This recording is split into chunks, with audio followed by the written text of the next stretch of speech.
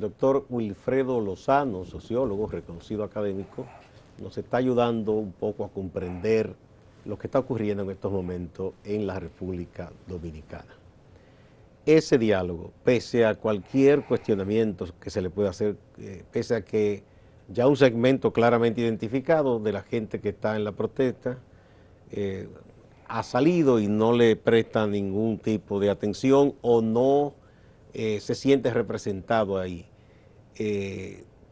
¿Tú piensas que la debilidad que tú dices que en este momento acusa el PLD o el PLD gobierno, para verlo casi como lo mismo, este diálogo es un atenuante a esa crisis? Mira, el diálogo evidentemente ayuda al gobierno, pero esa ayuda no puede evitarse, porque el diálogo es necesario.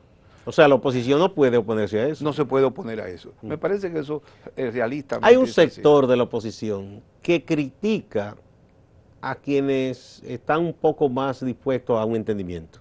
Por ejemplo, Fuerza del Pueblo y Alianza País y otros critican al PRM. Y yo los entiendo porque ellos son partidos pequeños y la función de esos partidos pequeños es radicalizar la crítica en ese tipo de situaciones. ¿Ambos están haciendo lo políticamente correcto?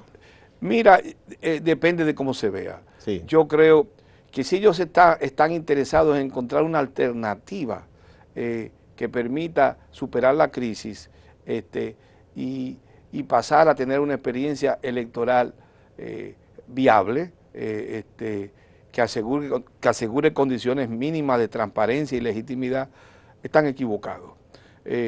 Si es un problema de conseguir votos, están haciendo lo correcto. Pero yo creo que esa segunda opción no es del todo adecuada. Entonces, yo los entiendo. Ahora, yo en su posición de grupo más chico no haría eso, porque eso dificulta llegar a un acuerdo sensato que permita enfrentar las dos elecciones que nos quedan por delante. Yo comprendo su situación, entiendo todo eso, pero no es el camino. Lo que sí me preocupa es que este diálogo no pase de ser una reunión. Bueno, reuniones ya he celebrado muchas. Entonces, y si hay una persona que sabe de diálogos infecundos, ¿eres tú? No, Leonel Fernández. Leonel Fernández. Bueno. Es un experto. De todas las rondas del diálogo nacional. En diálogos infecundos. Todos los documentos que se publicaron. Todos los documentos, de rondas de conversación con la población que no condujeron a nada. Entonces, hay que tener mucho cuidado y manejarse con mucha delicadeza a la hora, en esta situación, a la hora de enfrentar. Pero hay que decir que en este caso el doctor Fernández no está participando, que no se le puede echar a él la culpa. No, y eso fue sensato. Es decir, ahora Guillermo, yo lo entiendo, que es el más minúsculo de los legítimos, de los que tienen autorización formal, en mi época se diría burguesa, para pasar a pelear por la representación. Yo creo que el criticismo exacerbado, sin construir alternativas viables de solución del conflicto, no van a ningún lado. Lo que sí me preocupa mucho es que ese diálogo tendrá que encontrar un espacio de conexión con la Junta y la Junta entender el valor de ese diálogo para la legitimación misma de la Junta. ¿Tú piensas que la Junta no tiene eso tan claro? Posiblemente lo tenga claro, pero debe de hacer un mayor esfuerzo por apoyar, digamos, ese ejercicio. Yo no lo veo muy claro. Ellos no están en contra, pero no han dicho que le parece algo muy positivo. Un poco es como que sí conversen, pero nosotros somos los que en última instancia decidimos institucionalmente. Eso es cierto y falso. Es cierto porque institucionalmente así es, falso porque ellos no tienen legitimidad como tales sin el apoyo de quienes están sentados. No, y que ya no es un asunto legal, sino político. Es un problema político de legitimidad. Entonces, yo creo que la Junta tiene que hacer un ejercicio de reflexión política más sereno, más profundo y entender con realismo el momento político que vive el país, y en consecuencia valorar y fortalecer más la posibilidad que está dándose allí en el diálogo como una manera de rescatar la legitimidad misma de la propia Junta para poder pasar a hacer un ejercicio electoral legítimo. Bien, el papel del PRM, hay gente que incluso es aliada del PRM y no solo son, emiten críticas que no solo son las que han emitido la gente de Fuerza del Pueblo o Alianza País u otros, de que si bien es cierto que el PRM, quiera o no, tiene que ser el principal interlocutor con el partido de gobierno y con el gobierno mismo. Y yo digo con importantes sectores de la sociedad porque es un partido que tiene muchas posibilidades de llegar al poder. Pero en ese papel de ser ese interlocutor, lo que algunos dicen es que el PRM está cediendo demasiado, que a veces cede mucho, que a veces coincide mucho con el PLD. Bueno, mira, yo creo que el lugar del PRM es muy difícil, es incómodo, porque no solamente es por ser el partido de oposición más fuerte, que de alguna manera representa a la oposición. Esto último que acabo de decir es fundamental. No solamente es el interlocutor natural con el poder, sino que también es gústenos o no, el PRM es hoy, para los otros partidos de la oposición, una condición importante para ellos poder de alguna manera pasar a constituir parte de esa interlocución política con el Estado.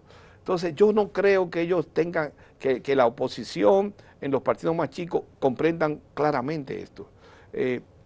Evidentemente que del lado del PRM, esa situación difícil de tener su propio proyecto y de alguna manera ser el delegado histórico de muchas fuerzas dispersas frente al Estado, eso evidentemente no puede pensarse que va a ser todo de besos y abrazos, y yo no creo que tampoco tenga una claridad total en el liderazgo del PRM.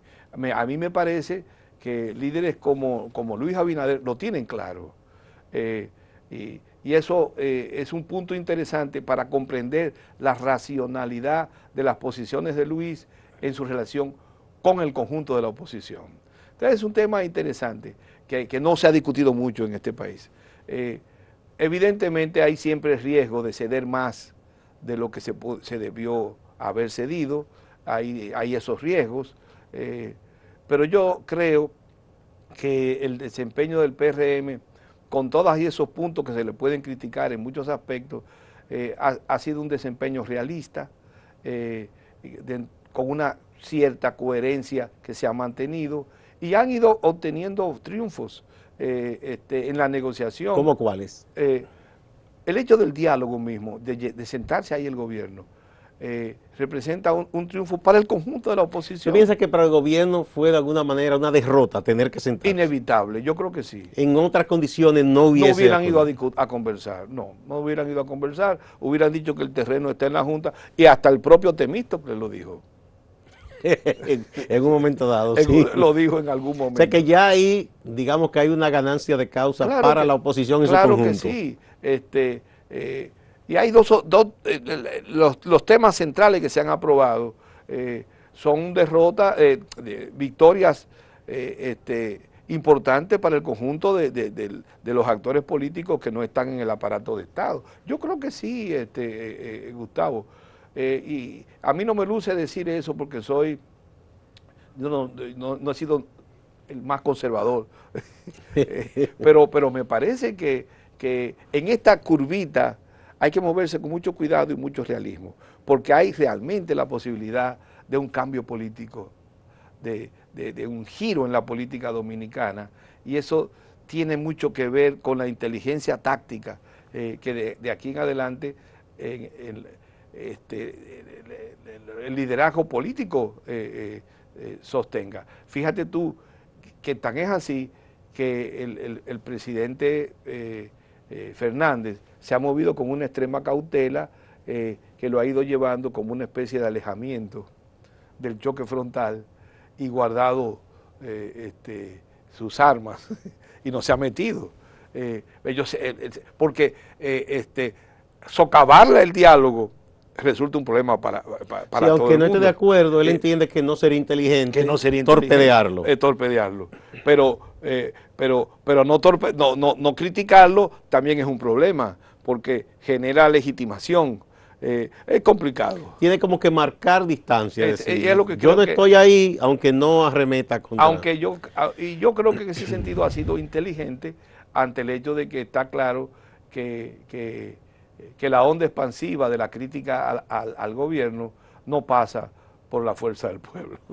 Bien, bueno, si al concluir este diálogo se logran, ¿cuáles cosas tú piensas que sería, que se podría decir, sí, fue bueno, fructífero? ¿Cuáles cosas mínimas tú Yo piensas creo que que el se... mínimo es que el diálogo en sí mismo va en el camino de recuperar ese mínimo de confianza que se necesita por parte de la población en las instituciones. Ese es un punto muy importante. Por eso insisto mucho en la relación de los partidos con la Junta, no en tanto partidos aislados que son miembros de un sistema político electoral que la Junta regentea y administra, sino en tanto un conglomerado de actores políticos que han llegado a ciertos acuerdos y entonces dialogan con la Junta. En ese sentido, si la Junta es inteligente, se apoyaría en ese barco y trataría de impulsar esos acuerdos al interno del canon institucional que debe organizar la competencia. Me parece a mí. Ignorarlo no tiene sentido. No, a la Junta conviene hacerse con esos aliados, les gusten o no. Sí, es que no Bueno, tiene otra, creo yo. Willy, vamos a ver otras cosas. Ya las elecciones, que son este domingo, ¿tú piensas que lo que ocurrió pudo haber influido en el ánimo de la gente, en la voluntad de la gente? ¿O todo más o menos tú piensas que va a suceder igual en términos de decisión de votos que como la gente lo tenía de igual ya? no. Lo que sí me ha asombrado es que ante la colosal violación de todos los principios elementales de la democracia occidental que ocurrió en ese sabotaje, contra toda creencia, las encuestas que se han hecho indican que la gente, sobre todo los jóvenes, tienen ahora más entusiasmo por participar en las elecciones. Casi como con rabia van a votar. Exactamente, ese es un punto. Yo no estoy seguro que la población más adulta y las mujeres mantengan esa firmeza que han planteado los jóvenes. Pero da la impresión de que ha aumentado la decisión de participación electoral en el conjunto de la población. Eso en primer lugar. Es lo que dicen los números. Yo no sé si eso va a ser tan certero, pero el otro punto es que hasta que pasó lo que pasó, se pensaba, un poco siguiendo la encuesta Gallup, que habían, digamos, uno de dos escenarios. El primero, el planteado por Gallup, una especie de empate municipal, en el que los dos grandes partidos estaban más o menos equilibrados. El segundo, que había un cierto predominio oficial, por lo menos desde el punto de vista del número de municipios que iba a obtener el PLD. Cuando ocurrió la suspensión de las elecciones y se desencadenaron todo esto que hemos discutido en esta reunión, eso cambió todo. Tengo la impresión de que ese equilibrio se modificó para perjuicio del partido oficial. Tengo la impresión. La magnitud de esa dificultad habrá que verla dentro de unos días. Sí. Pero las encuestas dicen que han descendido. Sí. Bueno, aunque lo que se han hecho son las principales demarcaciones. Bueno, sí, se han hecho todo las eso principales. muy complejo hacer encuestas. Sí, sí, y que las más fáciles de hacer. Bueno, se ha hecho en todo, pero claro, las más publicitadas son esas. Sí, sí. Bueno, ellos dicen, sí, los PLDistas, que en su trabajo de campaña, ellos sí quisieron en todos los municipios. Y dicen ellos, algunos dicen 70%, otros 65%. Sí, eso es pura que política. ellos entienden que ellos van a ganar. Pero eso eso se verá ya. Ahora bien. Mi abuela diría maña afuera. Así mismo. Entonces, una vez conocidos los resultados de lo que ocurre este domingo, ¿tú piensas que eso va a influir? Porque muchos dicen sí, otros dicen no, en lo que va después a ocurrir en mayo. Mira, era discutible. Sobre todo para la presidencia. Era discutible hasta las elecciones, hasta que se suspendió el certamen electoral. Yo sí creo que ahora hay una relación más estrecha. ¿Por qué ahora? Por la indignación de la población. Por lo que generó sí, la anulación de las elecciones. Evidentemente, la gente está muy molesta. La gente quiere cobrárselas a alguien. De alguna manera, y es como el dedo malo. Todo se le pega. Todo se le pega. Entonces, evidentemente, me parece que es así.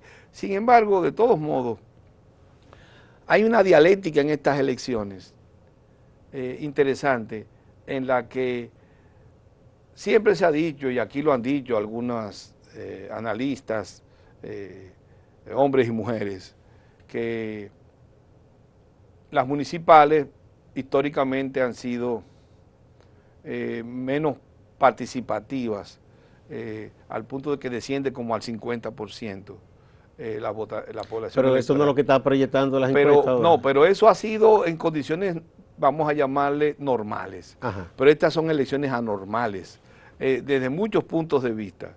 Entonces yo no creo que ese canon se mantenga para este ejercicio, en primer lugar. En segundo lugar, la crisis misma del aparato del poder, del partido gobernante, ha generado dos cosas interesantes. De un lado, un recrudecimiento del presidencialismo, un hiperpresidencialismo desbordado. Y en segundo lugar, ha llevado a que precisamente ese hiperpresidencialismo desbordado coloque por allá arriba el liderazgo por la candidatura presidencial que encabeza el partido mayoritario. Entonces... de oposición. De oposición. En este caso... ¿Qué cosa extraña entonces? Es una cosa que a mí me parece... Quizá la proyección, quizá tú tienes que exagerada del presidencialismo en el oficialismo, ha llevado a lo otro. Conduce al establecimiento de un marco de conflicto, de lucha política, en el que evidentemente... con realismo la población, bueno, pues coloca a Luis en una posición muy importante, y hoy día Luis es una persona que tiene un gran arrastre. Entonces yo creo que eso está influyendo en ambos lados en los líderes locales. En el caso de Luis es más evidente, porque es una manera de seguro de la población apoyarse en su candidato presidencial. Y no tanto así en el caso del oficialismo, que también ocurre.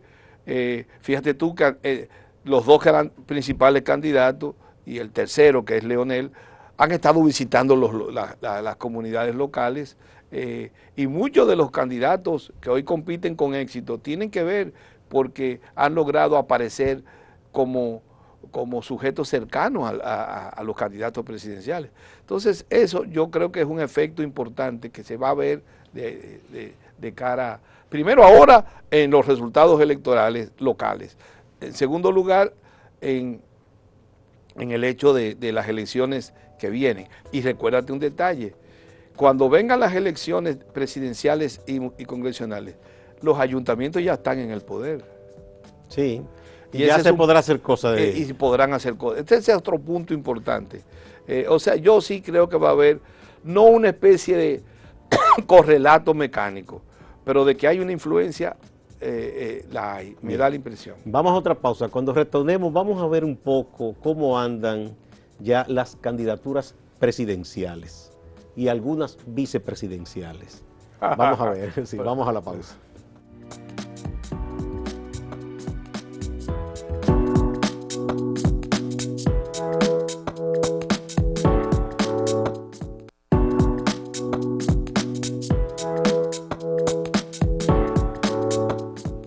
Muchas gracias por continuar a partir de ahora. Bueno, antes de que pasemos a ver eso de la candidatura presidencial y Sí, la sí. candidatura vicepresidencial, existen estudios que analicen el comportamiento del votante y la causa que lleva al votante a las urnas. Votar contra, votar a favor, votar por un convencimiento. ¿Qué pesa más en el votante dominicano históricamente? Mira, yo no te puedo así decir ahora porque no tengo el dominio de Pero las se ha encuestas. estudiado. Sí, sí. Pero además no tiene forzosamente que estudiarse en el sentido de pregunta taxativa directa. No. Sino que se manejan preguntas, se forman Se cruzan, índices y sale información. Por ejemplo, así como se producen informaciones que permiten ver la navegación de votos de un partido a otro, entre una elección y otra, también hay información que en algunas encuestas que permite reconstruir eso que tú dices, el voto de castigo, el voto de convicción, llamémosle así, el voto por simpatías subjetivas a un candidato, todo hay información. O sea, eso se identifica claramente. Sí. Pasemos ahora, como estábamos hablando, quieras o no, lo que ocurra en estas elecciones municipales, de alguna manera también va a influir en lo que va a ocurrir en mayo, sobre todo en las presidenciales, más que en las legislativas, que acaso se opaquen un poco con lo que va a pasar con la presidencial.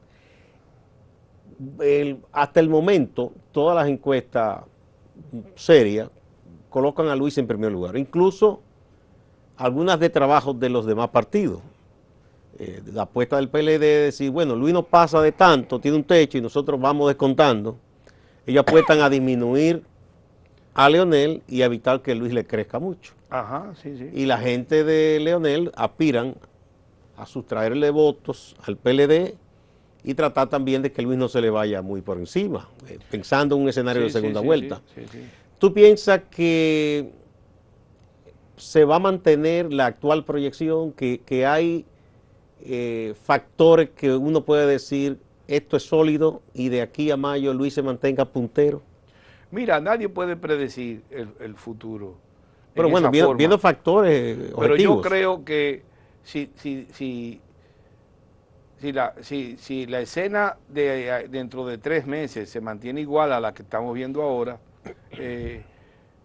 yo creo que Luis tiene amplias posibilidades de pasar en una primera ronda. Tengo la impresión. ¿Tú piensas que hay posibilidad real de que gane en primera vuelta? Yo creo que sí. Aquí vale la pena que nosotros veamos lo siguiente. Sí. Hasta un mes antes de las elecciones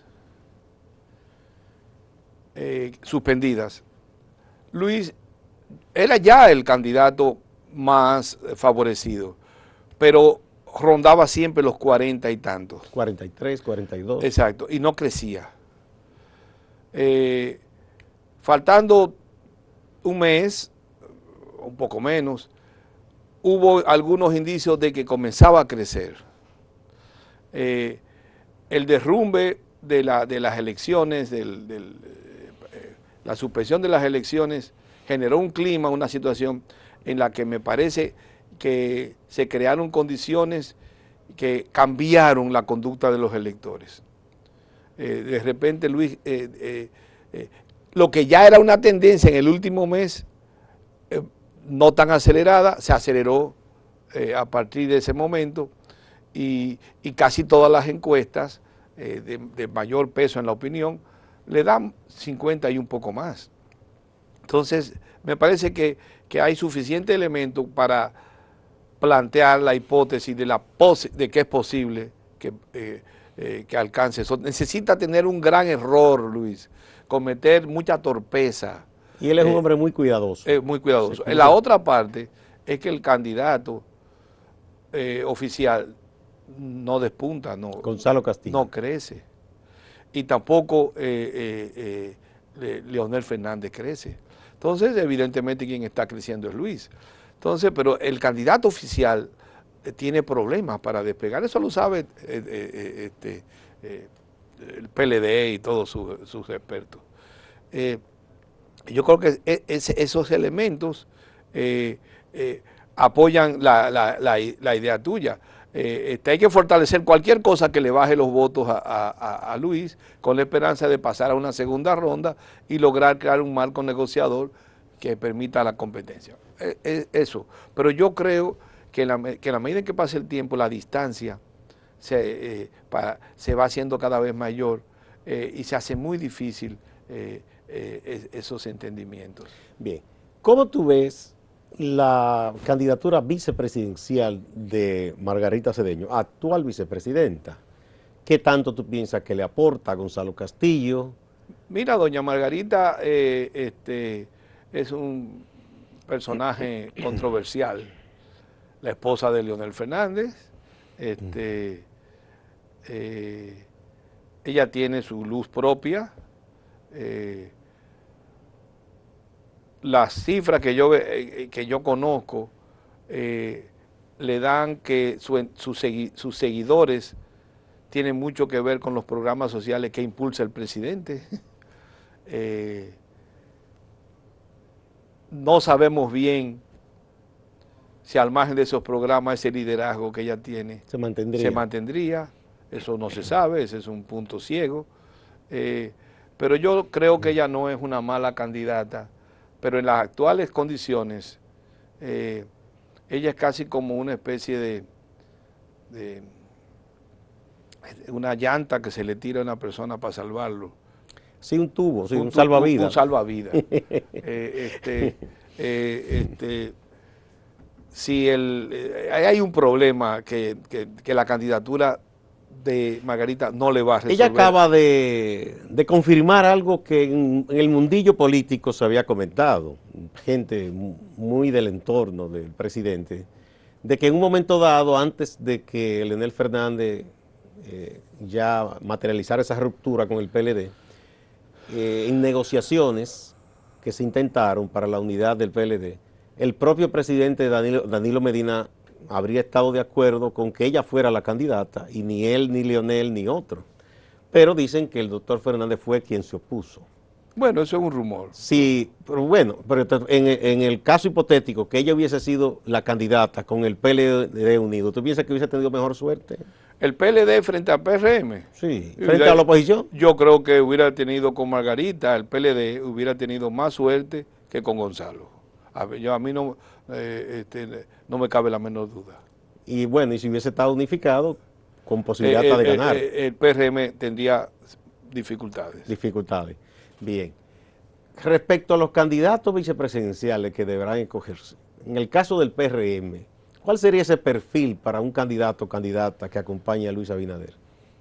Mira, yo creo que me parece muy claro, Luis tiene una posición consolidada, que ya pasa el umbral de los 50, no tiene en consecuencia una necesidad urgente de buscarse un candidato o candidata que le sume votos. Él necesita un candidato o candidata que le genere influencia. Y que no le reste. Primero, cualquier candidato que no le quite votos. Exacto. El segundo punto, si es así, entonces el terreno se desplaza a las influencias, a las buenas relaciones con grupos fácticos. Y ahí el asunto se va sobre todo a las relaciones con los empresarios. Pero Luis es empresario. Sí, pero esa es una cosa que no es axiomática. No. Posiblemente los empresarios no tienen en eso una posición homogénea. Bueno, yo recuerdo que el difunto Jacinto Peinado, en una entrevista que le hice, me comentó fuera de la entrevista, que tenía una gran desilusión porque los menos dados a apoyarlo eran los empresarios, y Sí, él era sí. un empresario. O sea, Luis se ha mantenido con mucha inteligencia en sus relaciones con los empresarios, pero evidentemente ahí hay un asunto. Entonces yo creo que Luis tiene que buscarse, en primer lugar, un candidato o candidata que le ayude a fortalecer sus influencias en X sectores, que él tendrá que decidir cuáles. El segundo punto es el tema del género. Él tendrá que decidir si la mujer, una candidata mujer, le ayuda a consolidar el voto de la mujer, a aumentarlo, que es el sitio donde más debilidad quizás haya. Sobre todo si el doctor Fernández coge también una mujer, porque ya sería PLD, Fuerza del Pueblo. El propio Guillermo Moreno es una mujer, la candidata a Sí, o sea, vicepresidencial. todo el mundo estaría... Entonces se vería raro que el Sí. PRM sea una boleta Entonces, de hombres ese solos. es un problema que también hay que resolver.